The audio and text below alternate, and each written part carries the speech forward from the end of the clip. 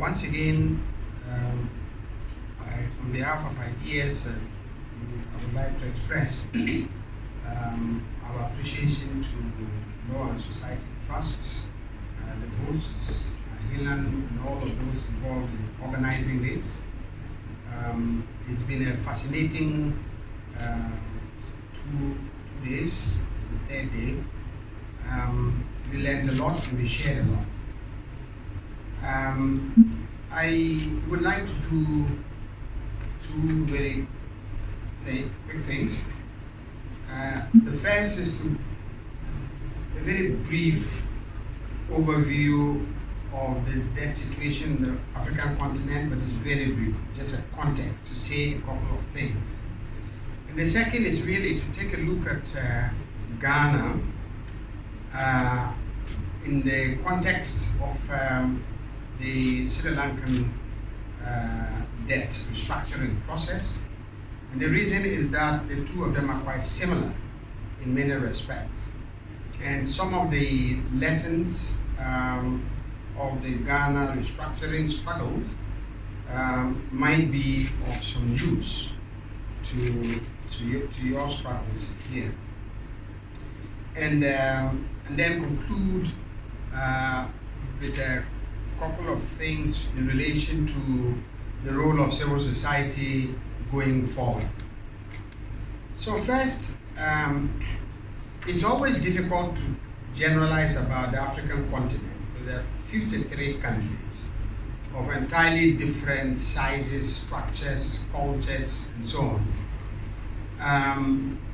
But because we have over the years developed a continental entity called the African Union, we like to talk about the continent as a continent, while recognizing that there's a North Africa, there is a West Africa, and even within that West Africa, we have a Francophone part of the West Africa and an Anglophone part of West Africa. We have an East Africa. It's an entirely different shared history, but different history and historical relationship. And in Southern Africa, it's also entirely different historical, racial composition, and so on and so forth. Nevertheless, we are one continent with some shared characteristics. I just wanted to make the point that in the 1980s, 1990s, many of the countries decolonized only in the 1960s. And as Chandru was saying, between that period, 1960s and 1980s, we had a world order that suggested that developing countries can catch up if they industrialize. To industrialize, we needed to build our infrastructure, fiscal infrastructure, but also social infrastructure. So international financing architecture was heavily organized to support this. This is the period of development financing. So either FDI, we were encouraged to come in, public expenditure would help to drive overall aggregate demand, and then when you borrow from concessional sources largely. Now, already by the 1980s, early 1990s, many of them were in trouble debt-wise, and partly because, and mostly because of changes in the international commodity market. So the first point I wanted to make is that now, as in the past, most of the African economy is caught in this commodity trap. So when there is a commodity boom, there is a cyclical expenditure, the economy grows, it means and countries borrow more. And then when commodity prices collapse, they are left to hold the pieces. Most commodity dependency, especially the ones with the worst impacts, are not only agricultural commodities, but mineral extraction. And so in the 1980s, 1990s, early 2000s, the continent went through a major restructuring, IMF-led restructuring process. But in that time, there was still the international world order was still sympathetic to the idea of debt reduction.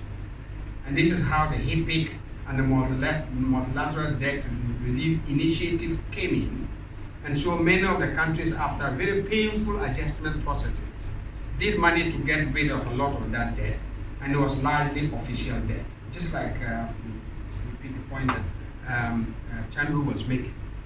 And so by the early 2010s, many of these countries had quite a bit of space to borrow some more, and also to spend domestically. Now, the expectations then from the adjustment period there was that it was a badge of honor to move rapidly away from dependence on official development assistance to entering the market. And so from 2010, much of the continent, many of them having rebased their GDP, that means they raised their GDP levels, largely because of three factors: a renewed commodity boom, but also the entry into the African development scene by China.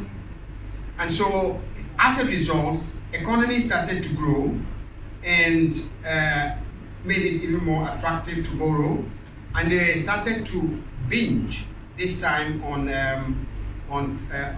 national private bonds.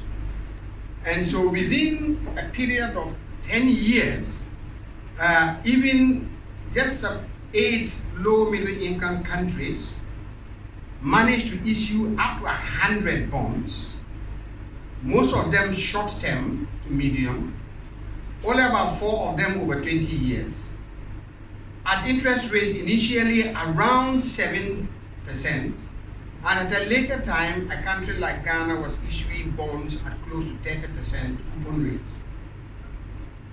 And that started to repeat itself. So, and so, just like Sri Lanka, Ghana became the debt profile of Ghana became fundamentally changed, in which a large proportion of the debt portfolio is debt owed largely to the Eurobond market, issued at the Eurobond market.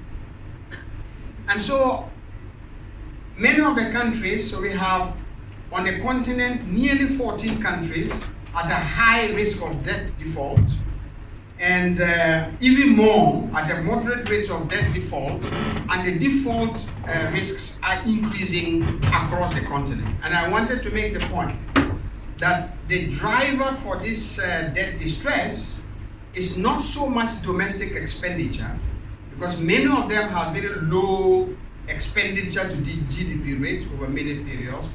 Only Ghana has been stubborn. Ghana, Zimbabwe, and Kenya have been stubborn, even throughout the period of structural adjustment, to maintain a budget deficit levels higher than 5 to 6% for many years. But it's also one of the reasons why the Ghana and Kenya and later on Ethiopia became the success stories of adjustment. And this is partly because public expenditure was maintained, but also that there was an attraction of investment largely from China and others into the infrastructure area. So now we have a situation where Ghana, like Zimbabwe, Sri Lanka, defaulted on its debt. Started with its external debt. It can no more pay. It issued a bond for 35%, and nobody patronized that bond. So it was clear that it had come to the end of the road on this. The credit rating agencies basically rated it as junk, and so that brought a screeching halt to the private capital market binge in Ghana. So what has happened, and why is it so similar to Sri Lanka? First, as I said, similar structure of debt. 40 to 50% of debt, the sovereign debt, is owed to private capital markets, mainly the Eurobond market. The second is that they defaulted just about the same time. And thirdly, they applied to go to the IMF also just about the same time. Sri Lanka has an agreement. Ghana only has a staff level agreement. But that staff level agreement, which is not made public in Ghana, but in many ways, as a result of the steps being taken by the Ghanaian government in preparation as part of the steps towards a board agreement, suggests the things that might be in the staff level agreement. One of the key steps that we have taken is a radical domestic bond market restructuring. Now, this is important for Sri Lanka because some of the Sri Lankan board papers suggest that the government of Sri Lanka is open to undertaking a domestic bond restructuring. How has that happened in Ghana? So the government of Ghana is doing this unilaterally with very limited consultation. They are exchanging current government paper, especially bonds, for new ones that extend the term and reduce the yield. And thirdly, postpone the servicing. Now, the domestic bond market is a complex structure which each of us need to understand. Some of these bonds are held mostly by the banks. So depending on the structure of your banks, whether they are foreign or domestic, the political economy implications are different. Some of the bonds are held by pension funds. So in the case of Ghana, there's one of our biggest forced long-term savings instrument are pension funds and social security savings. Social security, but also insurance savings. So the local insurance industry and the pension funds are also caught up in that restructuring. And then you have individual holders. Many of them are also pensioners. Some may have worked abroad, some work domestically, brought their capital, and bought government paper. In the whole for two reasons. Either that they are investing so they can get a flow of income, or that some of them for patriotic reasons to support national investment. So they are all in trouble, one way or the other. So that domestic debt restructuring process is generating a lot of tension in Ghana. Now, the IMF says in a policy paper that countries should actually try and avoid domestic debt restructuring if you can. And they compare it to a brutal surgery. And you only do a surgery when there's no other way of treating yourself. Because when you cut yourself up, you create other problems that are difficult that then generate other new problems. So you want to avoid being cut up. So they say so. And there are a number of reasons in their paper that they have explained. One of it is that, well, your banks will take a hit. So when your banks take a hit, it means that there will be a direct and indirect impact on the ability of the economy to grow.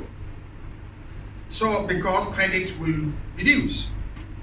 Secondly, when they take a hit, in order for them not to collapse, they have to be recapitalized. And somebody has to pay for that recapitalization process. That's the taxpayer. So you have an expensive process to save your banks from collapsing. And then the third is that it really damages any trust in the government instruments. And how does government finance development if the people rebel and refuse to buy any more government paper? And so on and so forth. Now I raise a few because you can do your own analysis of the implication of a domestic debt restructuring. When it becomes totally necessary to do it, there are lessons to draw from. A colleague of ours who was making a presentation was giving us a couple of examples. So one of the so-called successful example is Jamaica. But in the Jamaican case, it took a lot of civil society consultation and involvement and an engagement between the citizens and the state on the basis of transparency to monitor where government expenditure actually goes when you do this major restructuring, but also to ensure that debt reduction does not lead or increase domestic inequalities and inequities. Without that strong civil society engagement with the state and a transparent attitude of the state, the tendency would be that the burden sharing will be inequitable, that the elite will take their resources out, that there will be fire sales of public assets, and that there will be major damage to workers' savings. Therefore, it is possible, but there's conditions. If we can avoid it, we avoid it. In the Ghanaian case, we have had individual bondholders organize and protest, so they have been removed. Workers organize and protest, and they have been removed. And others are also organizing and protesting. The banks can't quite protest because regulatory pressure will bring to bear on them. But the implications is that the even very limited lending by the banks will become even more limited, even for trade financing in the future, with the potential that a recession, a long-term recession is possible, and the pathway to actual debt reduction is not beyond this domestic debt restructuring. It's not clear because the external part of the restructuring, just like Chandru said, which requires bringing together a lot of private and creditors of all sorts, coordinating that. That coordinating mechanism is weak. There is no compulsion mechanism for them to restructure, and the IMF is doing very little and have very little ability to influence this. So the last message is avoid it if you can. If you cannot, then you have to be part of the process of doing this systematically and deliberately. Thank you.